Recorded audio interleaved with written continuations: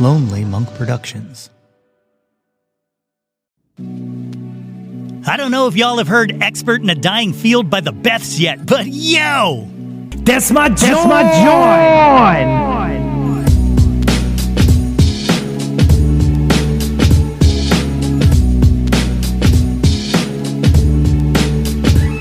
Hey yo, displace the guilt. What's good, friends and family, neighbors near and far? Welcome to an all-new episode of the Yo, That's My Jawn podcast. The podcast, website, brand, movement, way of life dedicated to the embrace and championing of your passions. I am your host, Nate Runkle, a.k.a. Patrick Nateman, a.k.a. the guy who routinely says, oh man, I love them, about a band he has never once heard of, just to avoid the part of the conversation where you go, who, what? How have you never heard of them? You're the music guy, and you don't know Captain Lick-a-Stick and the Fun Dip Twins? Wow, I am shocked. A.k.a. Darth Nader, a.k.a. Nate 3.0, back at it again with yet another episode of the podcast. As always, I hope this podcast finds you all in good health and in good spirits. On today's episode, I am joined by Caroline Weinroth of Cinema Hearts to talk about her new EP, Your Ideal, and her life in both music and pageants.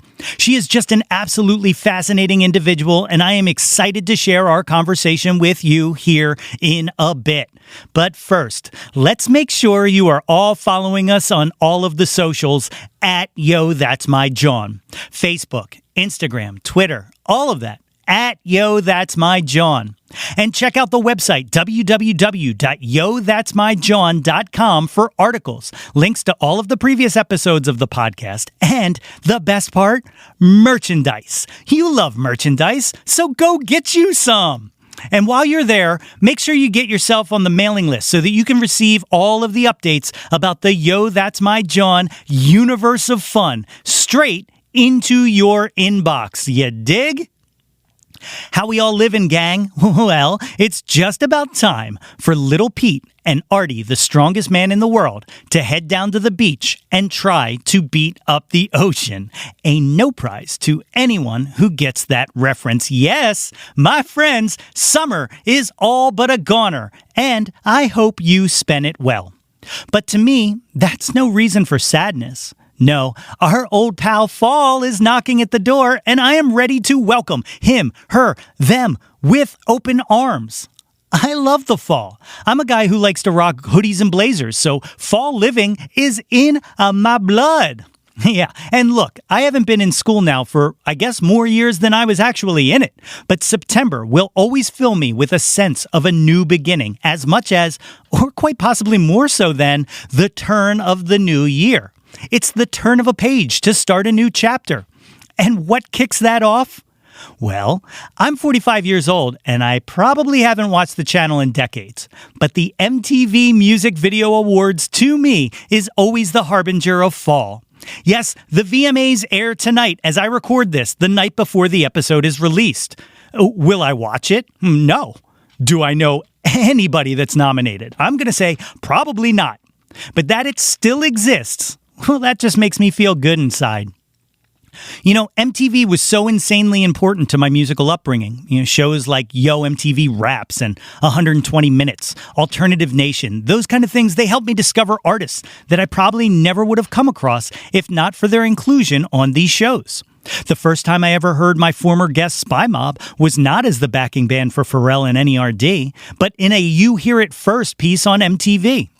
I found the Monkees through MTV when they re-aired them in '86. Hell, the production company that I started that releases this very podcast, Lonely Monk Productions. Well, that's a reference to an interview that Tabitha Soren did with Bill Clinton for MTV News. When she asked him who his favorite musician was, Slick Willie replied, Thelonious Monk. And our ace music reporter Tabitha Soren replied, who is the loneliest monk? Yeah, oh yeah, MTV is baked into my DNA. You know, someone shared a screenshot of the MTV schedule for this week that ends on Sunday with the VMAs, and it was literally just full days of ridiculousness and Catfish the Series repeats. And guys, no disrespect to Rob and Nev, but that really bums me out. I don't blame MTV, though. If there was money to be made in showing music videos, well, they'd still be showing music videos. But we got YouTube for that now, and an algorithm that'll go, oh, you like that? Well, then you'll also like this. And why don't you check this out, and maybe some of this, and a little bit of that, and a little bit of this, and that goes on repeat until you realize, oh, holy crap, I just got stuck in this YouTube rabbit hole for 2 hours, and all I wanted to listen to was Lou Bega's Mambo number 5. The only algorithm that MTV has ever had, let's just say it was Matt Pinfield, which finally brings me to my point and why I mention any of this at all. Okay, so you remember when John Henry went up against that steam-powered rock drilling machine? Well, I want to put Matt Pinfield up against YouTube's algorithm, because dollars to donuts, I bet Pinfield would come out the victor. I have no doubts in my mind that Matt Pinfield's brain holds more data points in it than any network of computers could ever imagine. So let's make this happen. A little man versus machine. And if, nay, when Matt Pinfield wins, MTV gets to go back to playing music videos and YouTube can stick to empowering the alt-right. What do you say? Is it a deal? We're going to take a short ad break, but then when we come back, we got my interview with Caroline Weinroth. My guest today is a former Miss Virginia contender who had dreams of playing electric guitar on the stage of the Miss America pageant. While that dream was never fully realized, it presented her with an opportunity to advocate for music programming and to inspire young women. That experience in pageantry is chronicled beautifully on her new EP, Your Ideal. Produced by Bartees Strange, the 5-song EP is filled with songs and lyrics about the loneliness, frustration, and cutthroat drive it took to win and then lose on the glitzy pageant stage. Delivered over a bed of haunting harmonies, searing electric guitars, and dreamy synthesizers, Your Ideal is a scintillating collection of power pop perfection. Folks, it is my honor to welcome to the show Caroline Weinroth of Cinema Hearts. Ladies and gentlemen, I am joined today by the great Caroline Weinroth, a.k.a. Cinema Hearts. Thank you for joining me, Caroline. Thanks for having me. So, we were just very briefly talking, but I've been digesting a steady diet of the Your Ideal EP pre-release. For those listening, it just came out August 19th. But one of the perks of being a brilliant podcaster such as myself, I was able to get an advanced copy. So I've been living with this EP for quite some time now, and it is absolutely phenomenal. So I'm very excited to have this conversation. Thanks so much. So tell everybody a little bit about yourself. Where did you grow up? Sure. So I'm in the Washington, D.C. area, and I grew up around the city here. I sing and play guitar in my band Cinema Hearts, and Your Ideal is the first professional record that I've put out, and it's been a long time coming. So I'm very excited that now it's like out in the world and I get to share it with people. That's awesome. That's awesome. So when you were a little kid and you were like growing up, what kind of music was around the house? What were your parents listening to? So my mom was a piano teacher. So I grew up listening to like a lot of classical piano. Okay. Which is kind of funny. And then, I feel like I didn't really get into the music that I liked until I was much older, until probably like college. Okay. But like growing up as a kid, I loved show tunes because I did theater when I was in high school and middle school. So like I was like joking to a friend yesterday about how much I love like the revival of Oklahoma and how it has like country instruments on the arrangements now. That's awesome. That was one of the very first musicals I was in. I was in musical theater as a kid. Oh, and that was so you get it. You get it. I do get it. I have a big soft spot for Rodgers and Hammerstein. Same. All right. Then we're on the same plane. Yeah, definitely. So, your mom was a piano teacher. Were you kind of playing piano at a very early age? So I played piano I took lessons from 5 to 13 and then I stopped. And actually, ironically now I'm a piano teacher. Never thought that would happen. But, sorry, my cat wants to come up and say hi. Hold on. Bring him or her. This is Ember. She's very fussy right now. But, I I was more drawn to guitar when I was songwriting at first, but with this record, this is the first time I used synthesizer in my production. And wow, those piano skills came in handy. Yeah. Because I was the person in the studio who like knew how to play. And I was like, all right, I guess I really got to like dig into the recesses of my brain and remember like different chord progressions and like how to move across the keyboard. So that was really cool. And it was really inspiring to get me back into that mode of playing. I have yet to really write a song on keyboard since I've mostly been guitar based, but that might come out. Okay. When did songwriting start for you? When I was 18. So much Okay. older, because I just didn't know that Yeah. you could write songs. Did you start on guitar or on piano? Yeah, no, on guitar. Yeah. So I started playing guitar at 18, and I might have been writing my song at like 19, but it was around that age. So like the summer after high school before I was in college. Yeah. Okay. Where did you go to college? I went to George Mason University. Oh, all right. Major? I was a theater major. Oh, so that all makes sense then. Yeah, I've always been performative. Okay, very nice. Did you do like shows and stuff like that in high school? No, in high school, yes. I did like different musicals and the plays. In college, no, I was not cast in anything. And that was one motivation for me to pivot and then start a band. I realized like as much as I loved being on stage, I didn't really like performing parts that weren't me. Okay. Which obviously, if you're an actor, you have to be willing to like let go of yourself and become a character. And I didn't really want to. I kind of wanted to like heighten my own self and my own personality and persona. So that's when I started Cinema Hearts. And I've always had like a flair for the dramatic, a flair for the theatrical. And it's really cool that now I can kind of do it like as both actor and director without having to rely on someone to cast me. Yeah, definitely. So like when those early days, like 19 and stuff like that, was your songwriting similar or was it?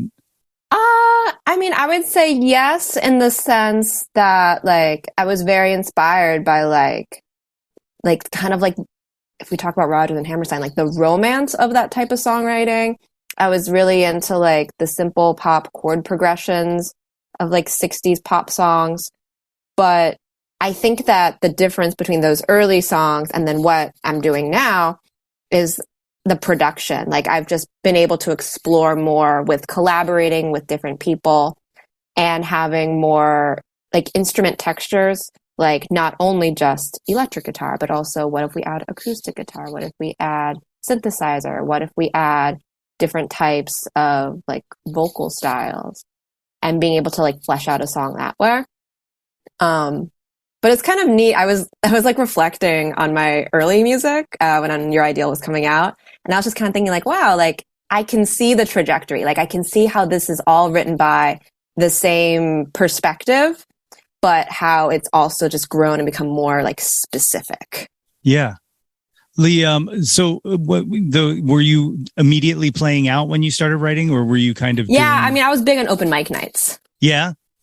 And I really believe in open mic nights, and I love the community that comes about it. When I was in college, I hosted an open mic every week, and I think it's just such a fun way to be able to try out new material or to show off a song that is your favorite. Definitely. I am a fellow former open mic host, like, and that was like, that was really how I found my stage persona and my personality, like my on stage personality was, just week in, week out playing in between acts and stuff like that. And also like watching other people grow and then realizing my own growth through watching them. Absolutely. And it's just so cool.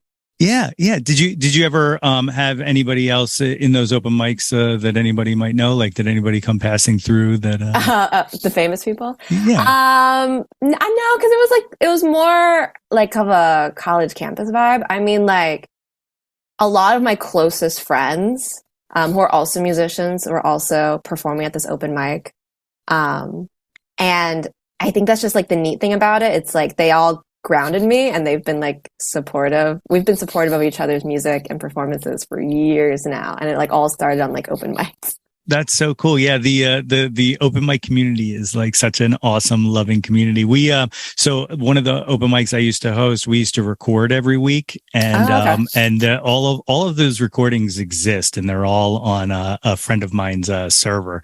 And I keep threatening to like edit them and do like a weekly podcast that is just an open mic night best of from 10 years ago or something like that. Oh, But, all right. yeah. And it will be so. This is so stupid, but the open mic night was in a bowling alley, and That sounds awesome. and the bar in the bowling alley was called Spare Time. So I always wanted to call the podcast "The Legends in Their Spare Time," but whatever. Okay, See that's what I'm clever. doing there? See what I'm doing there? So you're performing the open mics and you're performing out and stuff like that. Or mostly solo, or were you playing with other people at that point? It was both, and even now it's still both. So what's really cool is I've had different people in my backing band, usually on bass and drums, and they've always been people who are kind of like from that same time in my life. Like we went to school together, and we used to do like our music club together. We used to do open mics together.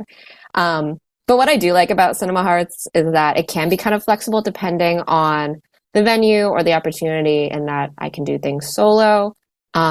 Which is like more of like a laid back vibe in my opinion. And then if I do want to do things with my band, like we're there and we're in your face and it can get really fun. That's awesome. You know, I'm sitting here, kind of daydreaming in my head as you're saying this, because now I'm like, I would love an acoustic version of this EP. Like just really? strip it all that's down. kind of neat to say. Yeah. So I'm sponsored by like Yamaha Acoustics. So I make videos like pretty frequently with my acoustic guitar. So are some clips of those songs like on my Instagram. Okay. Oh, I got to check that out. Yeah. It's always funny to like kind of translate them to like an acoustic sound. Yeah, I'm sure, because, you know, there's some lush kind of production on some of these songs. So that's, you know, it's really fascinating. I'd really like to hear kind of what the skeleton. It's definitely like taking it down to like the songwriting basics. Yeah. So, you know, you kind of mentioned musicals and kind of the theatrics. What were some of your like kind of influences into that songwriting? Like, you know, what was the hook for you with like 60s girl pop? You know, like what? I think for me, there's this band, La Sera, and it had Katie Goodman from Vivian Girls, if you know that band.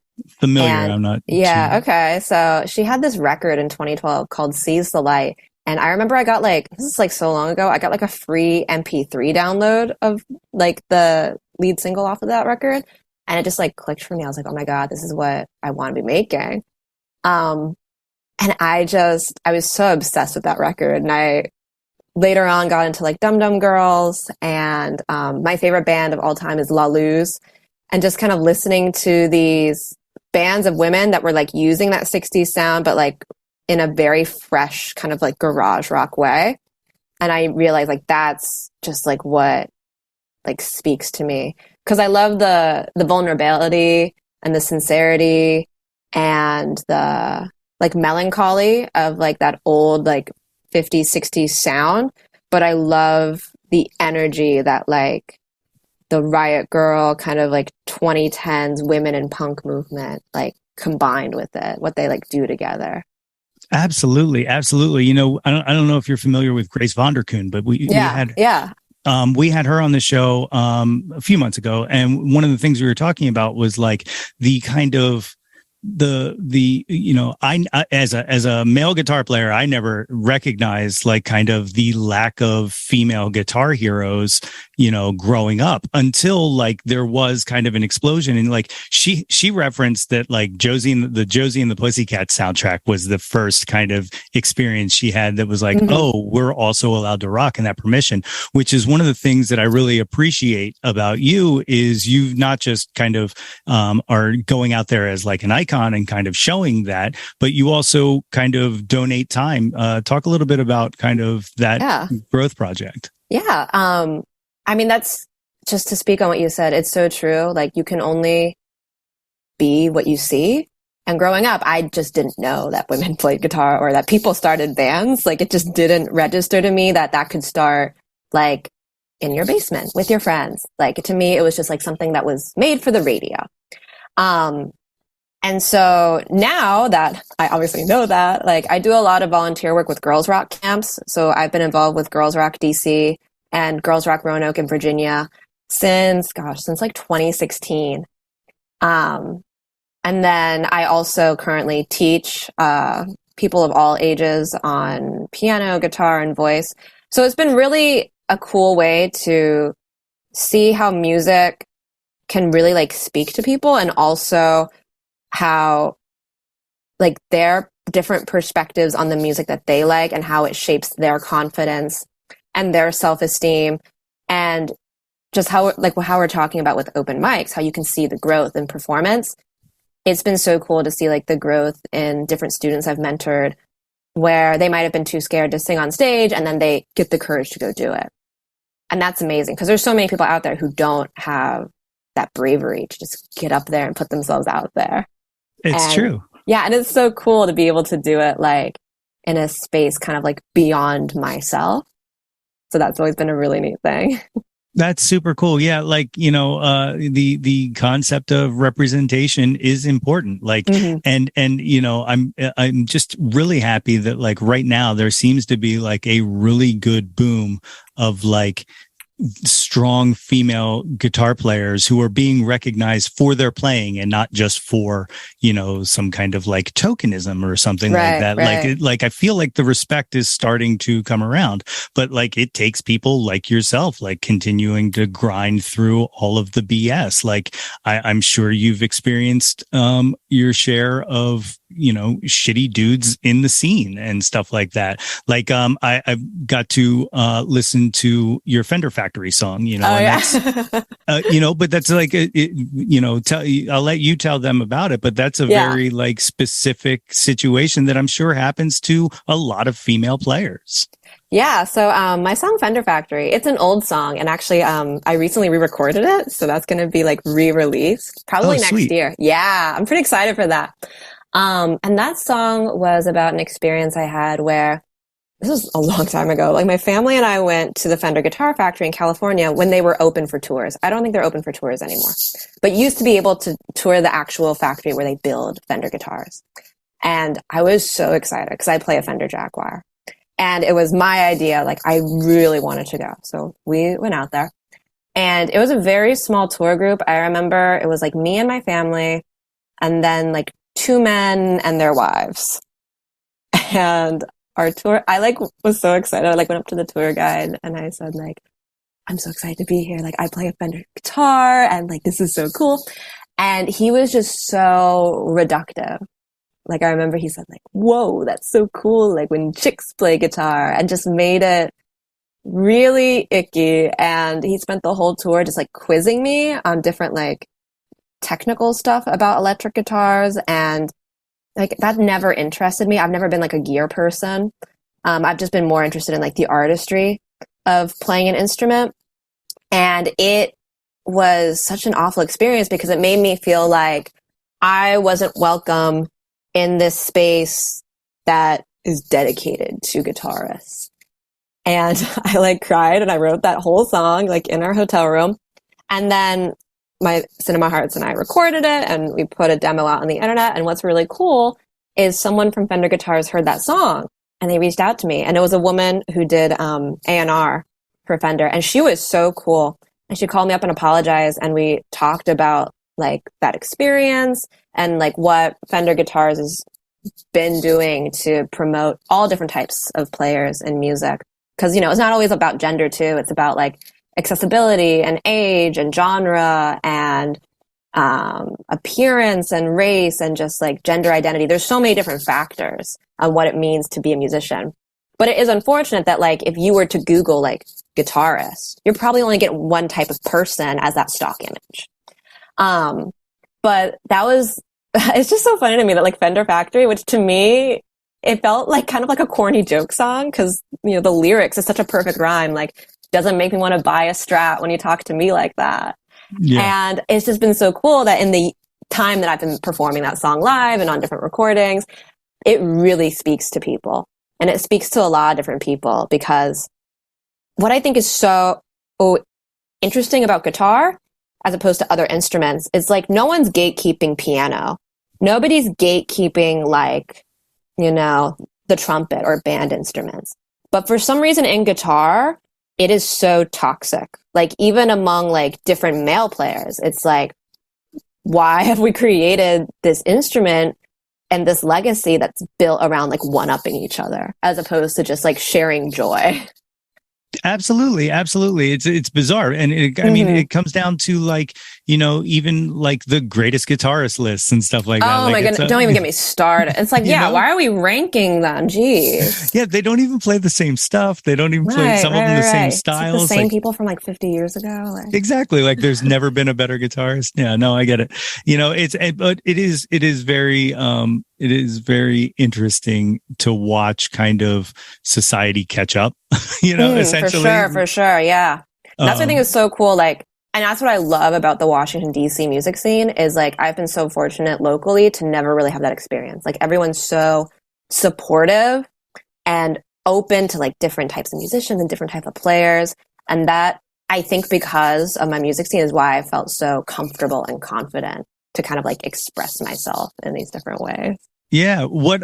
So when you started like playing out in that scene, what venues were you kind of frequenting? Yeah. So the first venue I ever played in DC was Comet Ping Pong, which I worked sound there for a few years. And that's still my favorite venue. Like I'm playing our album release show there on September 23rd. Let's see. I've played DC9 and Black Cat and some venues that don't exist anymore as it happens. I did a show at the DC Punk Archive this summer, and that was probably one of my favorites. Yeah. Because it was just so cool to like be part of like the DC punk legacy. Sure, absolutely. I mean, storied history right there. Yeah. What so how I don't even know how to make, I don't know how this leap goes, but how does this music then turn into pageantry? All right. That's funny that you're like, I don't know how it relates. Let me tell you. So it's not even that it doesn't relate. It's just like, it's just a pivot, you know, it's just like yes and no. So that's the funny thing is even since, so I did a pageant at 18 and, I did it because like I've always been attracted to this like performative idea of glamour. And also because I did Miss America, and Miss America has a talent portion.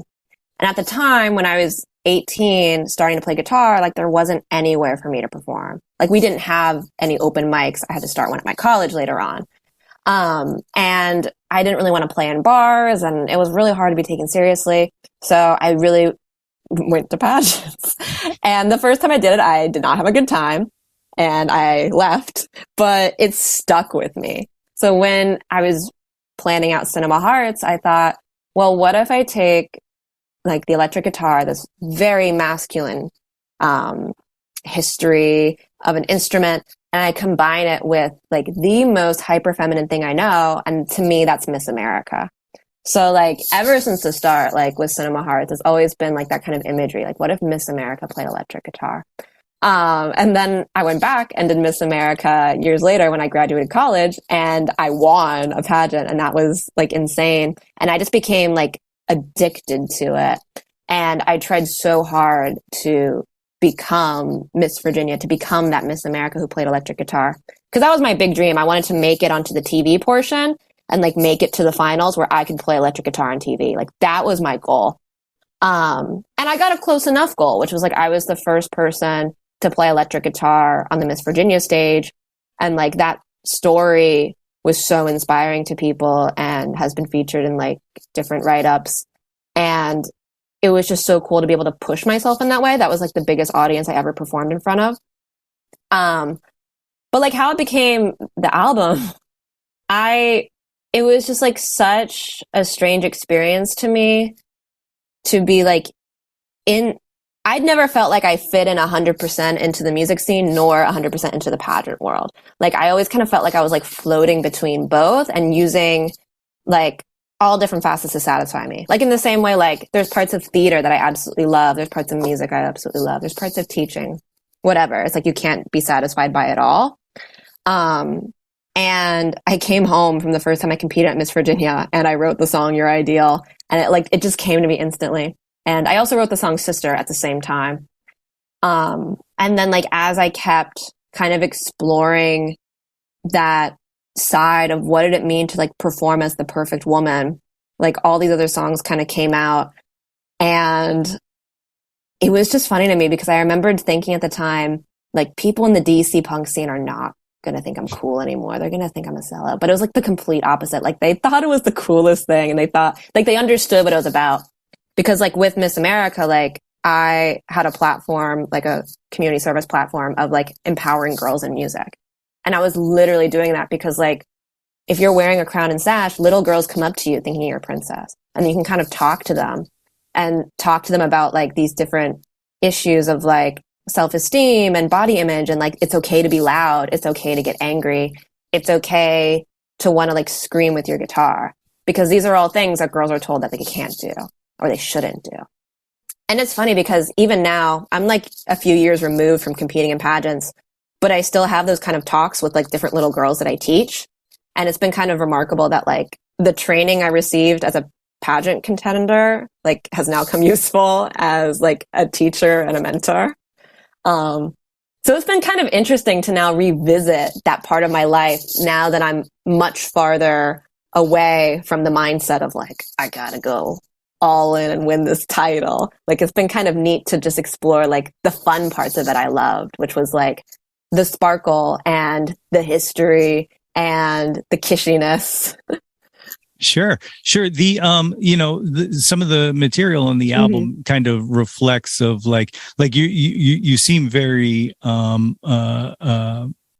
upbeat and happy talking about pageantry, but there's a bit of like loneliness and melancholy. Oh, absolutely. In the songs itself. So kind of what was working on this album kind of cathartic in kind of dealing with that kind of duality.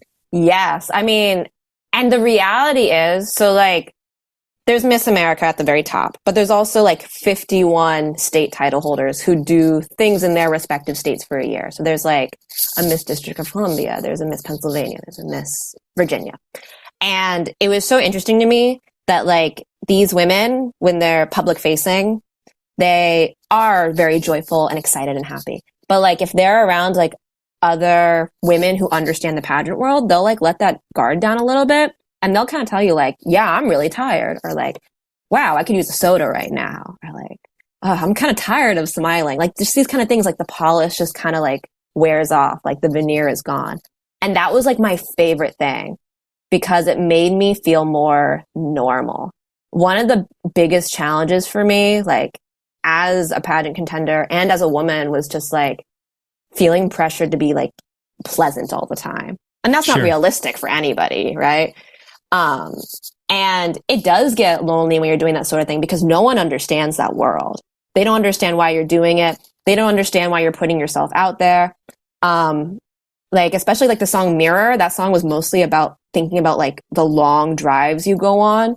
And you're like, is this going to be worth it in the end? Is it worth it for me to drive all the way across the state to go meet this person at an appearance, to go buy this gown? Like, will I win in the end? Or, you know, am I just like burning gas to like get to this finish line? Because like, I remember when I was competing in pageants, like I would be like, go, go, go, go, go. And then as soon as it was over, I would just feel like I'm going to collapse. And a lot of the contenders feel that way because it is very like athletic in that sense. Like, I think there's a myth that like these women just kind of like show up for a day and then it's just like arbitrarily picked. But it's like there's some women where they work years for this kind of thing. They work lifetimes, which is really wild. Yeah, absolutely. Like I feel like there's, well, clearly people have written books about it. You know, you were mentioned in I'm in a book. In one. But like, it seems like a world that's like ripe for like a prestige Netflix show, you know, like I'm waiting for it. We got the soundtrack. Exactly. Well, you know, and I will say that one thing I thought about as I was listening to, you know, now especially knowing, you know, your background and whatnot, but listening to your ideal, have you thought about doing like a rock opera or like a kind of? Oh, that's fascinating. I have thought about it in the sense of like, so Your Ideal, I was thinking a lot about Holiday by Green Day in the terms of the production. And I was like thinking like, wow, I would love to do something like Green Day, like 21st Century Breakdown or American Idiot, where it's like kind of like a song cycle. So maybe like I would be into it.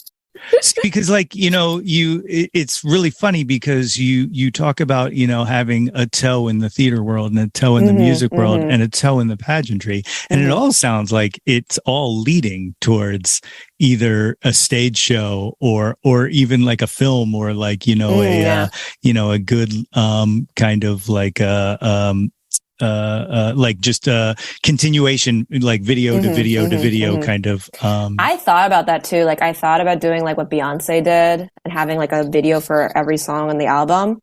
And then when I was planning out the video for Your Ideal with my director, Mitchell Worley, I just realized like, this is going to be so big. I'm not going to be able to top it. Like I was like, there's no way I can make anything better than what we're doing here. And I also knew like, the amount of work that was going into making that, I was like, I don't know if I could do this like 5 times. Right. Yeah. Yeah. If you think pageantry is going to burn yourself out, like, oh my goodness. But that was also like, I think that video to me more so than the songwriting or the production was the most cathartic thing in terms of like literally shedding that like pageant self of mine. Yeah, I can definitely see where that would happen. So, how did Bartees Strange involvement come into this? He DM'd me on Instagram and he was like, "Hey, do you want to work on some songs together?" And I was like, "Yeah." And I was like, "I've got only 5 songs right now, but like, I think they're really special. I think we could do something with them." And I owe so much to Bartees because he was the person that like believed in these songs. And I had sat on these songs for a long time. I just didn't really know who to work with. I always had like complicated relationships with producers. Like on my earlier demos, my brother was a co-producer with me. So we obviously had like a shared language and a shared way of thinking about music. And it was very difficult for me to approach other producers and tell them the specifics I wanted. Yeah. Without like, while still like having their input, but it's like, I didn't want my track to just like sound like somebody else. Whereas like Bartees, like he really pushed me to be more Caroline and to be more weird and to like be like unafraid of like showing these pageant songs. Cause I was terrified. I was like, who's gonna like this? Who's gonna relate to this? Like I knew deep in my heart, like it's an idea of like perfectionism. And that even though like Miss America is an ironically dated archetype, we know what it means. And that's always been fascinating to me, that it's like become like this symbol. We know what that symbol is saying. And no one had really written about this before. Like my main inspiration might have been Miss World by Courtney Love by Hole. Sure. But even then that was like not really about a lived experience doing this, whereas like mine was. And just, I love the guitar tones Bartees put together. And he was the person that introduced me to analog synthesizers. Okay. So like, I really am into that now. And he just kind of taught me like how you can create something that feels beautiful while still like having tension to it. And how like, what I thought was so cool is like every single part of my songs has like a hook. Every single, like the drums are so specific. And I worked with my drummer, Nicholas King. We worked for months on like what we wanted the drum parts to be. Like the bass line, there's nothing simple about it. Like every single instrument like shines and adds to it. And that's what excites me so much. Definitely. Yeah. Nothing's wasted. Like there's no kind of, fluff on top of it. Like it is, everything has an intention to it and behind it. So when he came in, you talk about, working with other producers and stuff like that. Did any of these songs change drastically from? Yeah, actually Sister, I was going to cut it because it was initially like a guitar song and I just didn't know what to do with it. I was like, it's not working as a guitar song. Lyrically, it's there. I don't know what to do with it. And so I just gave Bartees free rein. I was like, you create, like we called it like the art track. I was like, you create what you think that this art track, this soundscape should be. And I'm just going to go with it. And he made this really beautiful kind of like growing, swelling sound. And I think it's so funny that like to a lot of listeners, like that's their favorite track on the album because it is so different and so like weird, but also very honest, very vulnerable. Definitely. When did you guys start the initial working on it? Was the did the pandemic do anything? Long thing. Yes, the pandemic definitely like hit it for me. I mean, those songs, a lot of them were written in like 2017, 2018, which is like crazy to me to think about. But there's no way that if I had recorded it then, it would not sound as good as it did now. Because especially for me, like I develop a lot of my songs through live performance. So I had been like gigging those songs, especially Your Ideal. I've been like, that was in my set list for a long time. Bartiz and I recorded in December of 2020. And then it took me a year to find someone to make the music video. And then I finally like worked with my director, Mitchell. And we made that in December 2021. And so now we're out here in August 2022. And I have no regrets over how long it took. And a lot of it was the pandemic. Like, obviously there were delays. It was really hard to like get rehearsal space, to be able to meet up with people and kind of figure things out because I knew like I couldn't just tell a drummer like, hey, come into the studio and do whatever. Right. Like that can work. But I knew like for all of my songs, like I rely so heavily on different like hooks in the drums. And just the timing of finding like the perfect collaborators. Like I just knew I didn't want to settle and I didn't want to cut corners on who I worked with or what pieces were part of the project. Cause that was something I did in pageants. I constantly cut corners and I would try to shortcut my way into doing everything myself and it didn't work. And so it's just kind of funny that it was because of that experience I realized, okay, for my dream of making this album, I know I have to go like all out. And I have to like do my research and pick the right person and like really be choosy about it. Because like, I mean, I know I'm re-recording some old songs, but it's like there aren't any redos. I mean, there can be redos, like expensive, but like I knew that like I knew I couldn't trust anyone with this project. And I think especially because like odds are you're going to have men in the studio working on your project. And I had to make sure like they understood like what this was about. And I've just had the most compassionate collaborators who like got it and could relate it to their own experience. Like I thought it was really cool with Mitchell, my music video director. He used to do wrestling. And he was talking about how like they had to have their body like to be a certain way and to have a certain type of strength in order to win the competition. And I was like, oh my God, that's like the same thing that happened to me when I had to do like swimsuit pageants. So it was just kind of cool that like people have taken a song that is so specific, this album is so like niche to my personal lived experience, but they're able to make it about other issues that kind of are present in our world.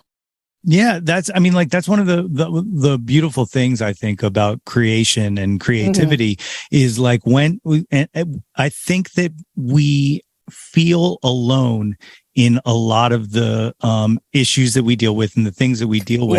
And because we're so hyper focused on the specific, we don't see the underlying through point that everyone is kind of experiencing something similar. You know, it's really fascinating to be able, you know, it's actually one of the things they oddly just say about podcasts is to do a hyper specific podcast about something and don't try to be broad, try to focus on something, and you'll find that more people will listen to it because of, you know, that kind of what's at the core, you know. Right. And I think it has to do with like passion and understanding, which, you know, I feel like this album has a lot of, you can definitely sense the passion in it. And I think you're going to receive a lot of understanding from people listening to it. Oh, thank you. I don't really know that there was a question there. I think that's okay. That was really nice. Cause I think like one of my secret desires with the pageant songs was like no one in the pageant world talks about how difficult it is. And that was always very interesting to me. Like the contestants don't really open up and talk to each other about how they could be struggling or how hard something is. Cause they don't want to look like that they're like not strong, right? They don't want to look like they're not a winner. And I really wanted this record to be like, I love this, but this is literally the worst thing I've ever done. Like, I love competing, but this is breaking me. Sure. And just like, Sure. what does that mean? What does it mean when you love something so much it's literally hurting you? Yeah. Well, and it's one of the fascinating things about this project is that, there's a vulnerability that you don't get to see vulnerability in pageantry because vulnerability is flaw, essentially, So like, it's kind of, it's putting a real personality behind something that is supposed to be an image that almost lacks personality, with the exception of like the talent portion. Like the talent portion, you do get to see, like you do get to see kind of but other than that, but it's polished, yeah. Because like I would say, like you're supposed to have vulnerability to win, but it's always contrived. Sure, like it's always rehearsed, and it's always like in this kind of politician way, Mm-hmm. Yeah, definitely. I had to fight the urge. I'm just gonna, I'm going to say it now, that I really wanted to open up this interview and ask you, when you look in a mirror, what do you see? You know what's funny? That's a real question I was asked in a mock interview. So a mock interview is like when people pretend to be like the judges asking you questions. That was a real question I was asked. And I was like, oh. And I lied in my answer. Nice. Very nice. Because it was so profound to me. I was like, whoa, like but I can't be vulnerable right now because I'm trying to, keep the conversation going or whatever. Yeah. When I look in the mirror, and this is really bad, I sometimes feel a lot of shame. Really? Yeah. And I think that's very human. Oh, definitely. To feel that way. But it's like, so much of myself and my persona is built, and that's also kind of like a secondary theme on the album. It's like, I never believe like beauty or appearance is natural. I believe it's like constructed. And like, what happens when you like deconstruct this idea of woman, and like you just want to be like disgusting. You want to go goblin mode. Like you want to be slimed. Like, so like, that's what I think. I'm working on it, but that's what I think when I look in the mirror. That's absolutely wild. It makes me think of, and I'm going back to rock operas again, but Tommy, when Tommy shatters the mirror and that's how he comes out of his deaf, dumb, and blind thing, that's kind of, it almost feels like what you're doing here is kind of smashing the mirror and showing the actual behind the scenes of a person in a pageant, like, because I mean, it's like, I think it's also like, if you look in the mirror, you're not seeing yourself, you're seeing an image of the self. Because I think also our brains do this thing where it's like, wait, that's not me. That's not me. I'm here. Right. Yeah, definitely. Like, that's not what I imagined. and it's backwards. Like, and it's in reverse. Yeah. Oh, so many metaphors. Mirror's my favorite song. So. It's heavy. One of the things that always confuses me is whenever I see a picture of myself, because, when I comb my hair, I'm parting it in the mirror, and then I see a picture and I'm like, and it's like on the opposite side. Yeah, that used to happen to me a lot. Yeah. Yeah, it's crazy. It almost makes me want to switch my part, because I'm like, maybe this will make me feel like what you think you're doing. Yeah. Yeah. There's a lot of weird mirror talk right there, but yeah. Poetry. But yeah, so like we've talked about, the production on this this album is or this EP is so lush. How is it translating to live? Like, so live, that's so interesting. Like, because I'm still figuring out how to do Sister live. Like, now that I'm seeing how popular that song is, I'm like, all right, I gotta do it live. And I think I'm going to be doing it like with the instrumental tracks behind me, just to keep it like simpler. That's like the downside sometimes to being like a smaller artist. It's like, it's not like I have the biggest production crew. It's not like I even have time to like sound check. So it's like, and because I worked in audio, like, I understand how complicated that can be, so I try to streamline things as much as possible. That's why my band's been pretty like bare bones, like drummer, bassist, me on guitar, as opposed to like having a synth and the backup vocals. Because it's like, how are you gonna? I have a hard enough time getting 3 people to rehearse. Like, how am I gonna get a 4th person? How am I gonna fit in the same car? And then for harmonies, I have like a Boss effects pedal that I've been using for years that like synthesizes harmonies in the same key. So I just click it, and if I sing into the mic, then it like adds harmonies artificially. So that's been kind of cool. Very cool. Yeah. Very cool.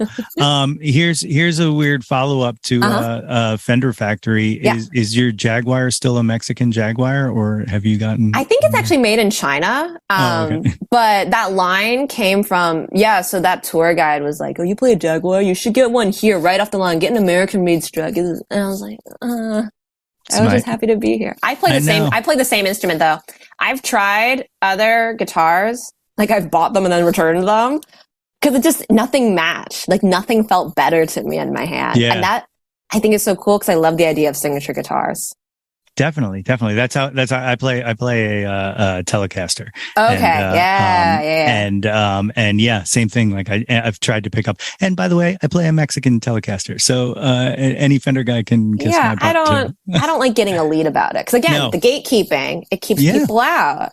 And it's so pointless. Like I know people who will tell me what the difference is and how the difference in the sound. And I'm like, I don't know. It does what I need it to do. Like, right. It's like when you get picky, like what strings are you using? What's the battery in your pedal? Like you can get into the minutia, but those are usually people who aren't gigging. That's exactly right. And like sometimes you just have to like pick whatever cable is there and that works. That's right. I 100% agree. Like it's never been my thing. And that's not to besmirch anybody who that is their thing, but it's just not, it's not for me. And I refuse to let people make me feel bad about that. Right. For sure. So you said you have the show on the 23rd at Comet Ping Pong. Are you looking to tour on this or? I would love to. I think it's a very difficult time for touring, like with the pandemic and just like financially. So I'm open if any bands want to ask me to head on the road. I have done small tours before. But for right now, we are playing our album release show at Comet Ping Pong on September 23rd. And my friends in the band Flower Bomb are opening, as well as the band Grady. It's like an all-women lineup. And I'm really excited for it because these songs have been a long time coming, and it's like finally we can celebrate with the songs out there. That's awesome. The do you find it easy to put together? Like I don't know if you put that together, but to find all women lineups and stuff. Oh yeah, especially in DC, it's like super easy. I think the only hard thing is like a lot of bands tend to be very busy, so they're like, oh, I had a show. They're like, oh, we're playing the week before already, because like I had to go down the line, and it wasn't that people like weren't interested. It's just like they were already booked for something. Sure. No, that's cool though. I mean, like that kind of goes back to what we were talking about earlier, which is that like the kind of representation, like it's filling out, like it's great. Like I love seeing it. Like it's that's kind of my wheelhouse. Like I was I'm like a big Liz Phair fan, and like so like female guitar players like did it never like I think that's why I said I never really realized how there weren't that many people to look up to that for women, because like I've always just kind of been drawn to both genderless music, essentially. Just if it's got an indie rock guitar sound, I'm in, and and I just never recognized it, and I think that's a bit of privilege that I never had to recognize it, but it's awesome seeing like just the growth and like the explosion and like I keep saying the representation. I stand for it hard. I'm also kind of with you, because it's like I understand how radical it is just for me to like exist in this space, but then at the same time it's just like I can't be caught up in that, because then it's exhausting. I'm just like, I love being at shows. Like if I'm not playing a show, I'm attending a show. And if it's like, I'm not playing with my band, I'm like hanging out with a friend's band, or I'm listening to music. Like, it's just like, my friends and I have been using the term like lifer lately. Like we're lifers. Definitely. I love it. Well, at this time, would you like to go through the jauntlet? These are my special questions. The first section is one hit wonders, which I will just explain because people seem to have a hang up about this. I'm not calling these people one hit wonders. It's just that they're like one answer questions. So number one, Billy Joel or Elton John? You're a piano player. Do you have a preference? I don't listen to either much, but I'm going to say Elton John. Okay, that's fair. Debbie Harry or Joan Jett? This is tough. I'm gonna say Debbie Harry. Yeah. I'm really excited for this. This is tough. It is. Oh, very much so. I'm very excited for this Blondie box set that's coming out with all of these unreleased demos and stuff. Everything I've heard from it is absolutely choice. I'm very excited for that. Next one, Aretha Franklin or Tina Turner? This one's also tough. I'm gonna say Tina. Okay. Yeah. All right. For like the costumes and like River Deep Mountain High is like, yes. First time I heard it, like hit me. All right. I love it. Next one, Nirvana or Pearl Jam? Nirvana. Yeah, I could kind of sense that. Yeah, Your Ideal was very inspired by Lithium. Yeah, I can see. Oh, I can definitely see that. That absolutely tracks. Janis Joplin or Stevie Nicks? You like pick the hardest things. You know, I'm gonna go with Janis because I love her rendition of the song Maybe. Oh wow. Yeah. That is an awesome pull. Yes. I love it. The big one, the Beatles or the Stones? Beatles. Yeah, I figured. I kind of feel like I can figure this one too, but the final one, Bohemian Rhapsody or Stairway to Heaven? I'm going to say Bohemian Rhapsody. I thought so. See, it's the theatrics. It's the theatrics. And like, it is overdone. I'm teaching a student that song right now on piano, so I've had to revisit it every week for months. And I'm just like, wow, like, I don't really get tired of this. It's so true. Like anytime it comes on, I'm never skipping. Like I'm listening to the end, like and singing and probably singing along at the top of my lungs. Right, every part. Yeah, exactly. The next section is the top 10 countdown. As I kind of said in the email I sent, Jawn can be whatever you want it to be, any kind of person, place, thing, idea, anything. But number one, what was your first Jawn? What was the first thing you were obsessed with when you were younger? First Jawn. Jeez. Probably like playing with Legos, like imagination. I love it. One of our earlier guests, his current Jawn was Legos, and he's become like a ridiculous Star Wars Lego builder. Like he's still to this day. I've done that. he's one of my best friends. He's also the drummer in all of the music projects I do. But he's always sending me pictures of the latest build. The Legos go hard on the That's My Jawn show. Number two, what's your current Jawn? What are you into right now? I'm still into Miss America. Yeah? This is how I celebrated Your Ideal. I bought a 1953 Miss America trophy on eBay. Wow. For like $100. So not that expensive in terms of like the memorabilia circuit, right? Yeah. But I've been eyeing this thing and I was like, you know what? I want it. I love that. Treat yourself. Right? So I have that like on my mantle. That's so awesome. Here's a question. Can you watch a pageant as just a person watching it, or are you kind of deconstructing the game film? No, I hate it. Yeah. In the same way, like sometimes I hate watching concerts because I'm not on stage. I hate same thing. Right? Yeah. I hate watching pageants because I'm not on stage. And also I hate it because at least on a TV level, usually they just like mess around with how the competition should go. Like they'll try and do like little gimmicks for like non-pageant fans and it doesn't work. And they like piss off the pageant fans. I can go on for another hour about the logistics of that. I like it. It's great. Number three, what was your first concert? What was the first live show you ever went to? I mean, with my family, it was probably like Peter Gabriel or something, but like on my own as an adult, I saw King Tuff at Black Cat with Jacuzzi Boys, and that was like a really fun time. Those are two perfect bona fides. Right? King Tuff was like big early inspiration for me, and he was so nice. I met him at that show. Oh, very cool. Very cool. Number four, what was the last concert you went to? Last concert I went to, I went to like a double header on Saturday. One of my students was singing with a cover band at Union Stage in DC. And then like right next door. So there's this like strip in DC called the Wharf where it's like we have like 4 different concert venues like right next door. So it's kind of cool. So I like walked next door and my friends in the band Flower Bomb, who I'm playing my record release show with, were playing at Pearl Street Warehouse. And I was like, let me just buy a ticket to both shows and I'm just going to bounce back and forth. That's cool. Which I've never done before, like, because usually venues aren't next door to each other, so that was kind of fun.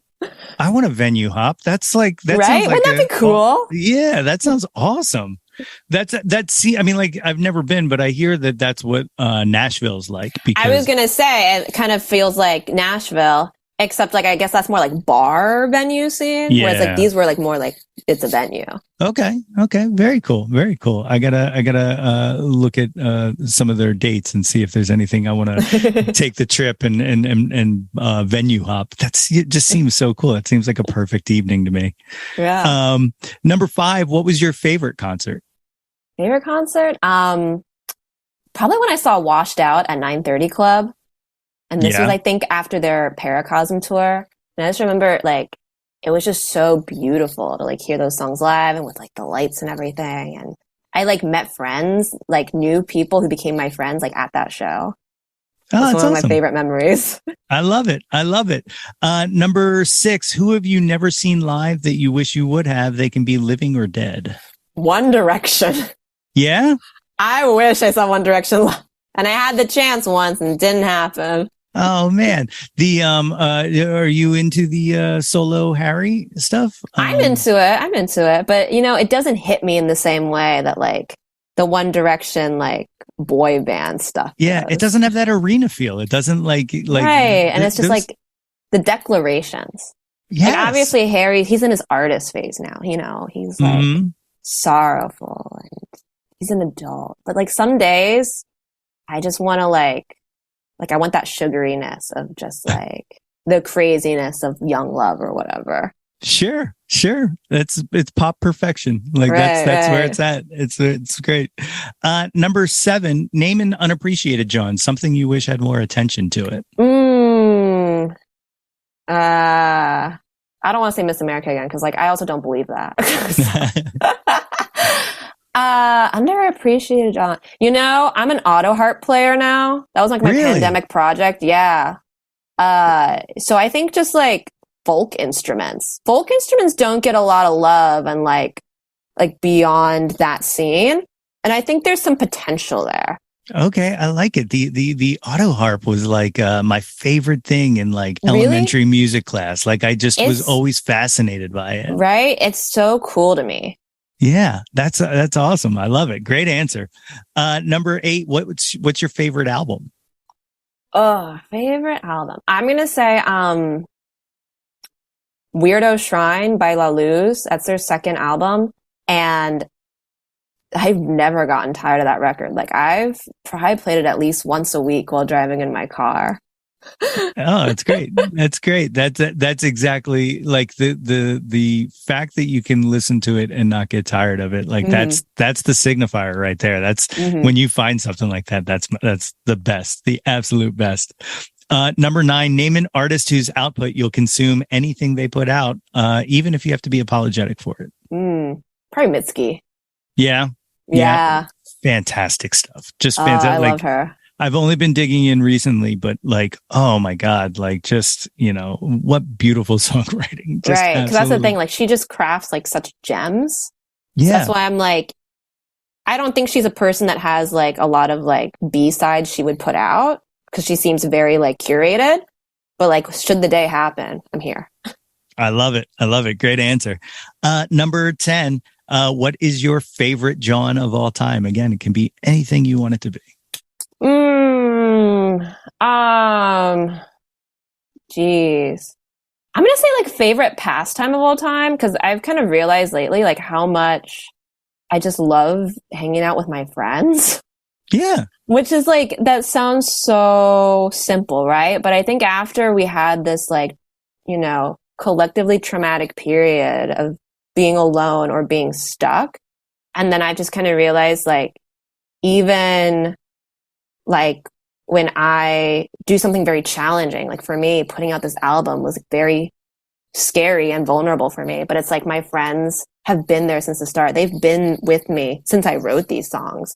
And it's like we're all doing this together and we all can like celebrate together and hang out. And they've been so supportive. So that's, I think, my favorite Jawn of all time. I love it. You know, yeah, I mean, it's so true. Like to me, like I think the greatest tragedy besides, you know, all of the loss of life and stuff like that, but the greatest tragedy of the pandemic to me was just the time stolen from friends and family, and just being able to be with the people you love. Like, it's just, I mean, like, that's literally why this podcast exists, is because it was me reaching out to like my musician friends who I didn't get to see anymore, you know, because we were all locked down, and just talking to them about their music and their life. And I've learned, like, just this kind of discussion and this kind of space has allowed me the opportunity to even get to know them better, and to, like, I know them from shows and I know them from their music, but like to actually hear where all of that comes from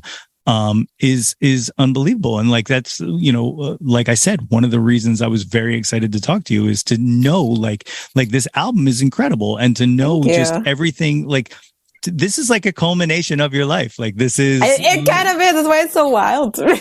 Yeah, it's like it's really incredible that not just did you kind of create something like this, but you did it successfully. Oh, thank you. So kudos and thank you for that. Thanks so much.